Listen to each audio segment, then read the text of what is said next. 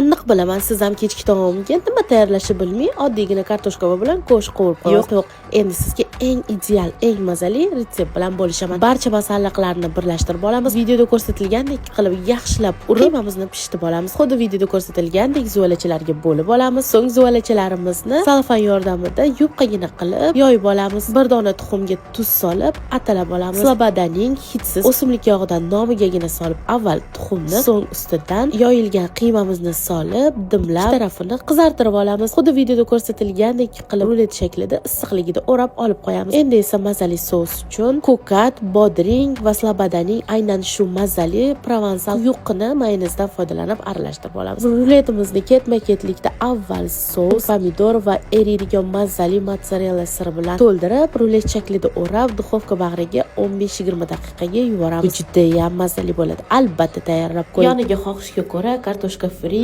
guruch va pyurelar bilan dasturxonga tortsangiz bo'ladi. Video foydali bo'lgan bo'lsa, sahifamga obuna bo'lib, on tarafda yurakchani bosib qo'yishni ham unutmang. Videoni esa tayyorlab beradigan tanishingizga yuborib qo'ying.